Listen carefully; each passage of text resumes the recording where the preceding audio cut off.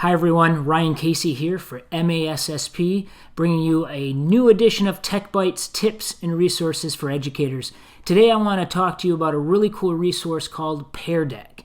And this is basically an add-on that works for both Microsoft PowerPoint and Google Slides, and it allows you to engage or interact with your students while leading them through a presentation.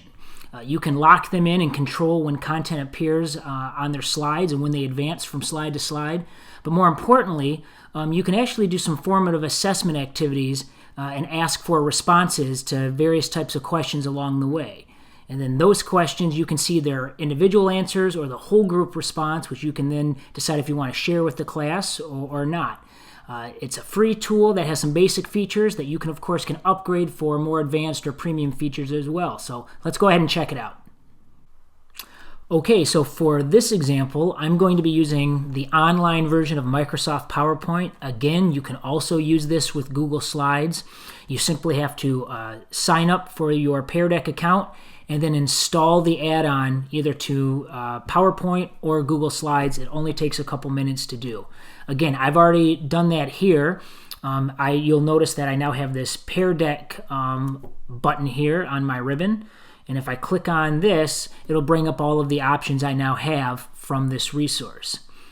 One thing that's important to remember is as you start asking questions to interact and check for understanding from your students, you're going to want to be prepared to have the prompt up on the slide.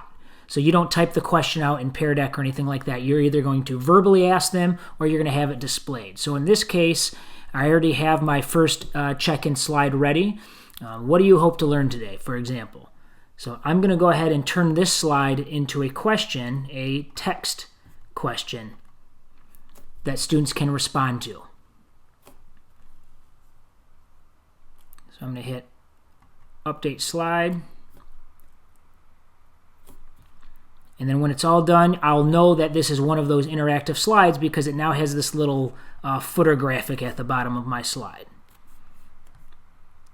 I'm going to scroll down in my presentation to another spot. Here's check-in number 2. Let's see, which organizational tool do you use the most? I'm going to do a multiple choice for this one.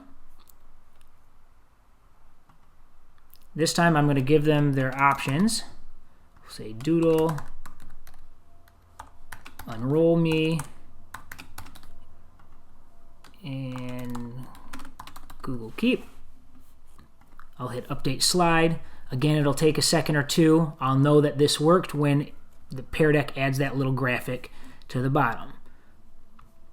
And I'm not going to do every option just for time's sake, but you'll see over here that the ones marked with a star are for the premium version, so the one that you would pay for.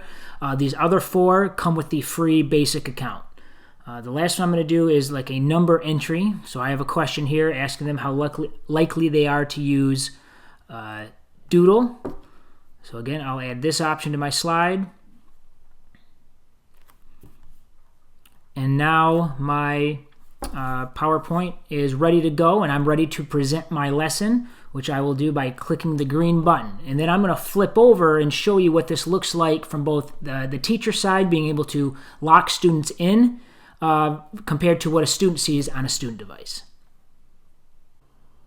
So I went ahead and hit that green button to start my PearDeck presentation, which loads my presentation and also displays a code that my students will use to log in.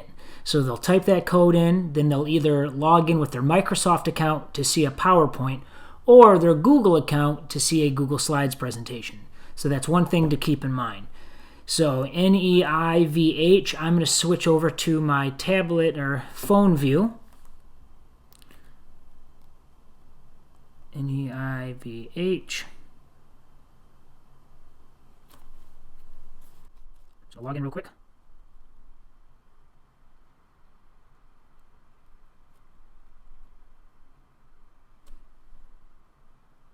It's going to load the presentation here for me. And now I can see the first slide that I am on.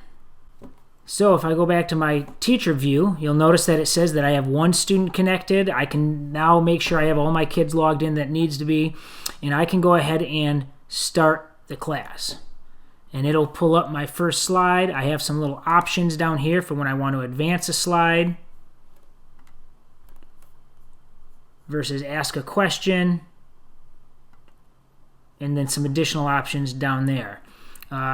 If we look at my phone, notice that I can't advance the slide at all. Okay, I'm tapping the screen right now. I can't move slides right now. So I am locked into that slide. That's one of the benefits from a teacher standpoint or facilitator standpoint.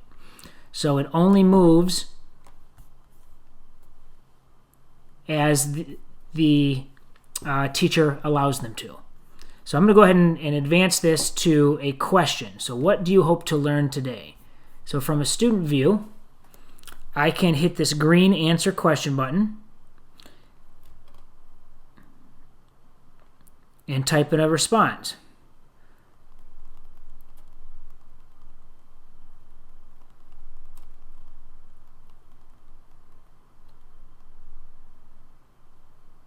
And I can hit done. The question's been submitted. As the teacher's view, I can click show responses and I can see these coming in. And then I can choose whether or not maybe I want to lock this screen specifically, or if I want to show these responses on the overhead or not.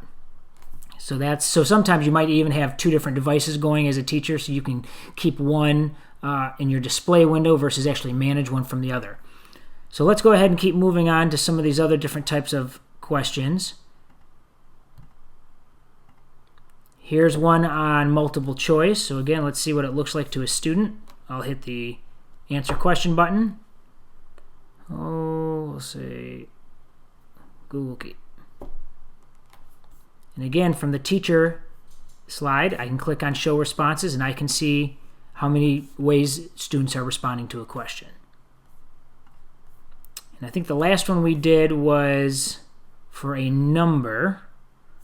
So again, we'll see what this looks like from a student's perspective. I hit the green answer question button. I am that likely to use Doodle. Again, the teacher can see on a scale, whatever the parameters are, what that looks like. So these are some of the really simple ways that you can kind of facilitate and guide students through a lesson. So another cool feature of this is you can still use these presentations as homework, or if a student is absent, you can give them the link to the presentation. Obviously, you wouldn't be facilitating it live for them in class. So what you would do is you would go down to the options, these three little buttons, and you would turn on student paste. So now as a student, I have these little arrows here and I can advance through the PowerPoint. I can still answer questions, which is cool, and the teacher can still look at them, but now I can choose if I want to go through the slides or not. And again, the teacher can turn that back off at any time by hitting turn off. And then when they are all done, they will go to end the session. Of course, you can always add in new questions. You can repeat a question. You can ask a new type of question if you want. A lot of different options. There's different types of questions you can actually ask when you actually go into PearDeck versus just doing it from Google Slides or PowerPoint.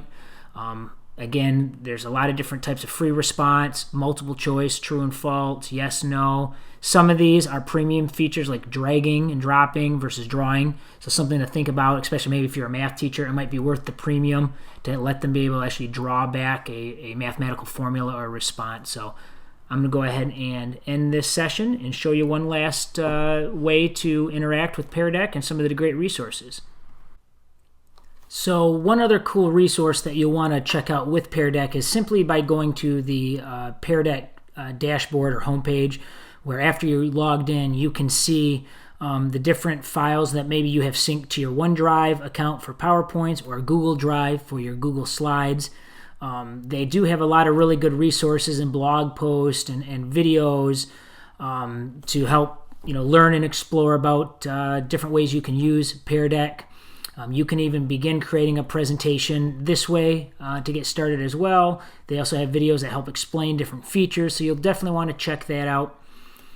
Back when you are working on a PowerPoint or a Google slide, you'll notice that they do have links that'll take you to different templates of pre-made PearDeck slides that'll ask various types of questions. So if you look at some of those templates, you'll see they have ones for world languages, critical thinking, social emotional learning, math, different bell ringers or warm-ups, different types of assessments during or at the end of lessons for exit tickets, and the list goes on and on. So really do have a lot of really good pre-made stuff on there already that, again, that are free, so you'll definitely want to check those out. So hopefully this is a resource you can try to model with your teachers, maybe during a faculty meeting or some sort of PD training that you are leading in your building or district. Obviously share this with your teachers, because I think this is a very powerful tool that they can use with all of their students as well. Don't forget, you can see all of the different TechByte videos by going to MASSP.com or by checking out the MASSP YouTube channel. Don't forget to hit subscribe and get notified anytime a new video is added. Thank you so much for watching, and have a great day.